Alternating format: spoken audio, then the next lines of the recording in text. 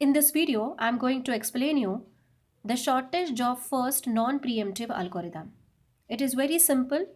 The principle of this shortest job first algorithm is that the process that takes lesser time as compared to other process for the burst that will be accepted by the CPU first. In short, those processes who are taking the less time as compared to other process that will be accepted by the CPU first. So in this example, you can see the process P3 is taking the lesser time as compared to P1, P2 and P4. So the burst time for P3 is only 1 second. At the same time, the arrival time are also given of each process. So now let us look at the Gantt chart over here. In the Gantt chart, the process P1 has arrived first. So at the 0.0 second. So since it has been mentioned at the initial position. Now, next is process P3 has arrived at the second stage. Why the process P3? Because process P3 is taking a very less time as compared to P1, P2 and the P4. So hence the process P3 will be taken at the second position. Now next position is process P2 because after process P3 the lesser time has taken by process P2. We know that process P2 and P4 has the same burst time, the equal burst time for process P2 and process P4.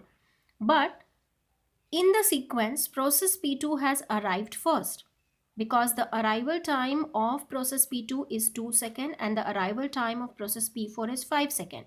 So P4 has taken 1 second more, 1 more second in the arrival queue. So hence P2 will be accepted by the CPU first and P4 will be accepted later.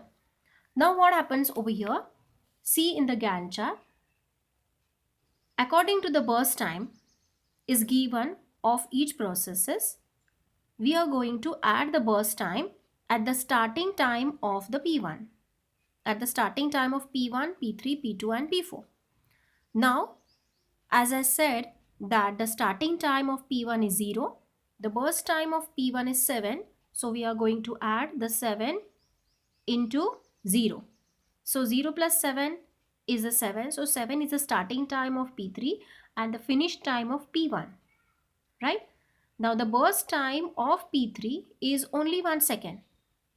Is only 1 second. So 7 plus 8, that the 8 will be the finish time of P3 and the starting time of P2.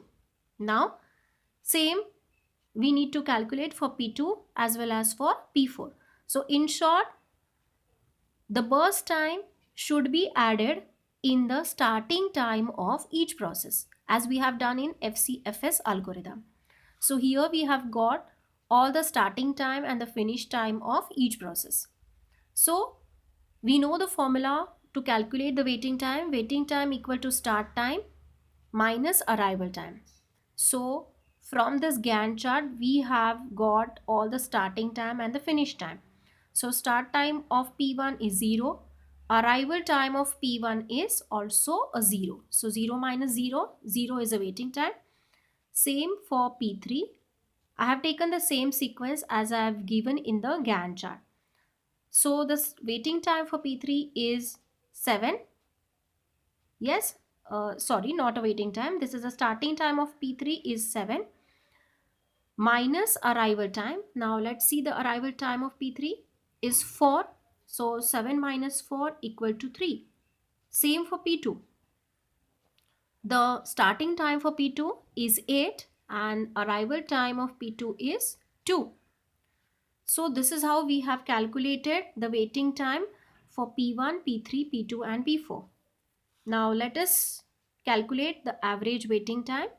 We are going to add these values of waiting time and divided that, the total will be divided by the number of processes. So the average waiting time for all the 4 processes is equal to 4. Now let us calculate the turnaround time. The turnaround time, the formula for turnaround time is turnaround time equal to finish time minus arrival time. From the Gantt chart, I have derived the finish time also. You can see it here over here once again. The finish time for each process. Okay, this is the finish time of each process. So through this, let us see the finish time. The finish time is 7, 8, 12 and 16 minus arrival time of each process, and whatever the value that we derive, this is the turnaround time of each process. So now let us calculate the average turnaround time. ATT means average turnaround time. By adding these values, we got a total 32. The 32 will be divided by the number of processes are 4, and the average turnaround time is equal to 8. So I hope you must have cleared this non-preemptive shortest job first algorithm.